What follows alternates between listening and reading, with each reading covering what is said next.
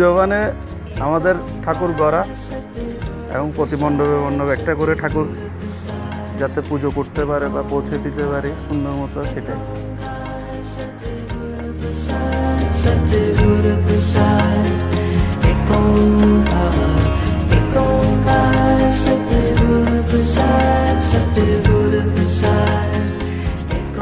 পুজোর কাজটা এমন একটা কাজ যেটা আমাদের নির্দিষ্ট সময়ের মধ্যে দিতে হয়।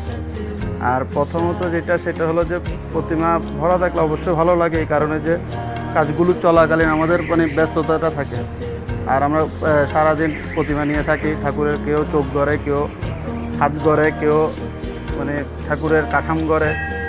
আসলে প্রতিমা থাকা অবস্থায় বেশি ভালো লাগে, চলে গেলে একদিকে আবার ভালো লাগে, একদিকে খারাপ লাগে। তার মধ্যে হচ্ছে যে দায়িত্বটা কমে যায়।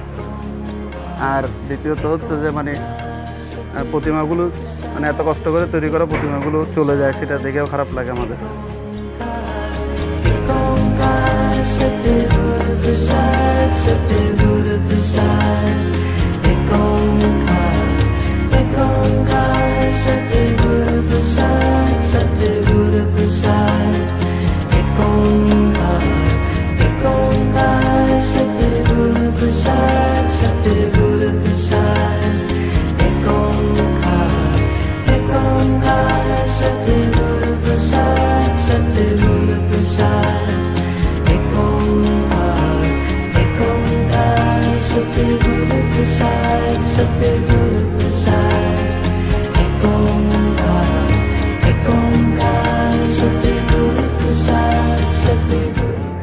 পুজোর সময় মনে করেন যে আমাদের এই রাত জায়গা কাজ, তো তখন একটু মনে করেন রেস্টে থাকা হয়, দু একদিন ঘুমোই, রেস্টে থাকি। তার পরবর্তীতে আবার দেখা যায় আবার মানে কাজ আছে, কাজ শুরু করি, রাত্রে ঘুরতে যাই এদিক সেদিক সব বিষয়।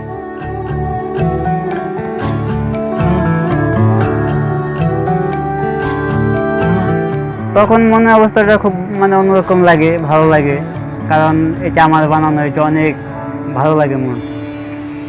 কিছু কিছু কথা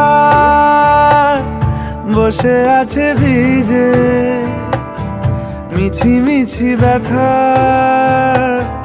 হয় নিজে নিজে। ঝরে যাওয়া পাতা জুড়ে বসে ডালে, মেঘে মেঘে কথা শোনে সে আড়ালে। আকাশ যখন গাইবে বলে,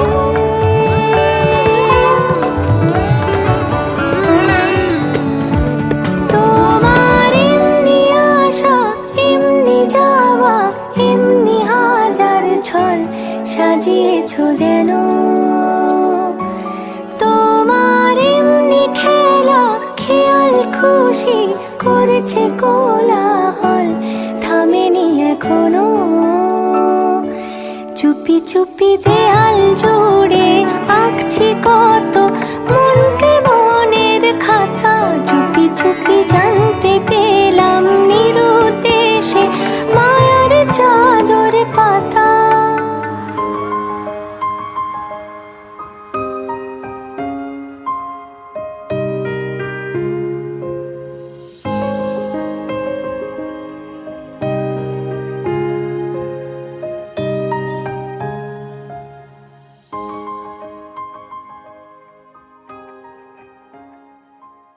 আশ্বিনের শারদ প্রাতে বেজে উঠেছে আলোকমঞ্জিত, ধরণীর বহিরাকাশে অন্তরিত মেঘমালা, প্রকৃতির অন্তরাকাশে জাগরিত জ্যোতির্ময়ী জগন্মাতার আগমন বার্তা। আনন্দময়ী মহামায়ার পদধ্বনি অসীম ছন্দে বেজে উঠে রূপলোক ও রসলোকে আনে নবভাব মাধুরীর সঞ্জীবন। তাই আনন্দিতা শ্যামলী মাতৃকার চিন্ময়ীকে মৃন্ময়ীতে আবাহন।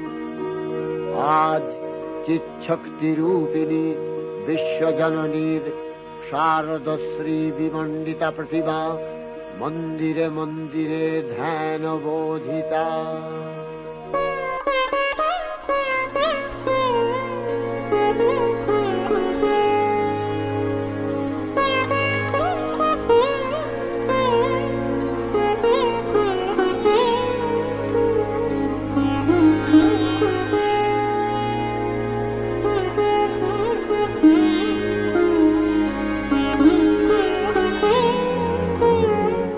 এটার পক্ষে আমি সবসময় ছিলাম, মায়ের মূর্তি মায়ের মতো করে করা এবং কিছুটা শাস্ত্রীয় বিধি মেনে চলা।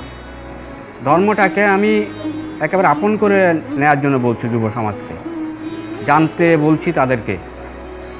একটা পুজো শুধু নাচার জন্য না, গাওয়ার জন্য না, সেখানে আসলে আদিতে আমাদের কী ছিল, আমার চণ্ডীতে কী আছে জেনেই আমাকে মায়ের পুজো করতে হবে। আমি থিমের বিরোধী নয়, কিন্তু আমি একটা জিনিস পছন্দ করি না, সেটা হলো যে থিমটা শাস্ত্রের বাইরে কেন হবে। যেটুকু হবে সেটা আমার শাস্ত্র, আমার ধর্ম মেনেই হবে। এবং আমি যুব সমাজকে সেটাই বলবো, থিম করো, সব কিছু করো, আনন্দ করো, কিন্তু সেটা আমার ধর্মের ভিতরে।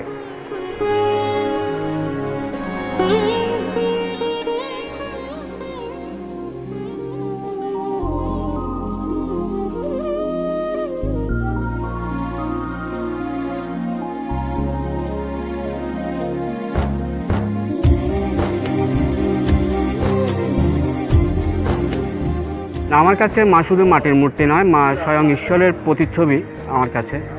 এবং আমি যেটা ভাবি, মা আমাদেরকে সবসময় বাঁচিয়ে দেন। যেমন সাম্প্রদায়িক দাঙ্গা আক্রান্ত হচ্ছে কোনো গ্রাম, তো সেখানে মন্দির আক্রান্ত হচ্ছে প্রথম, এবং মা পিঠ পেতে দিচ্ছেন, মার খাচ্ছেন, আগুন সহ্য করছেন, বাঁচিয়ে দিচ্ছেন আমাদেরকে। আমি ওইভাবেই মাকে চিন্তা করি। অনেকেই বলে থাকেন যে মাটির মূর্তিতে কোথায় ভগবান, কিন্তু আমি মনে করি মাটির মূর্তিতেই ভগবান আছেন, যদি আমি বিশ্বাস করি। আর যদি বিশ্বাস না করি তাহলে নেই। তো ব্যাপারটা আমাকে খুব কষ্ট দেয় যখন আমার নিজের ধর্মের লোকই বলে যে যে এই ভগবানের নিজের শক্তি এসে আমাকে বাঁচাবে কী করে। কিন্তু আমার কাছে মনে হয় যেন ভগবান সর্বদা আমাদেরকে বাঁচাচ্ছেন, নিজে মার খেয়ে তার সন্তানকে উনি বাঁচাচ্ছেন। আমার কাছে সেটাই মনে হয়।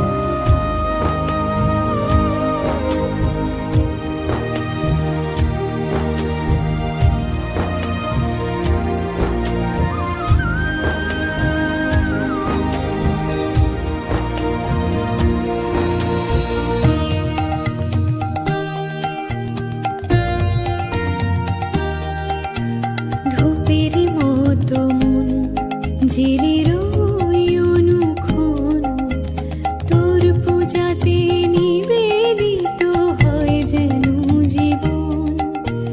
ধূপের মতো মন জেলের ওই অনুক্ষণ তোর পূজাতে নিবেদিত হয় যেন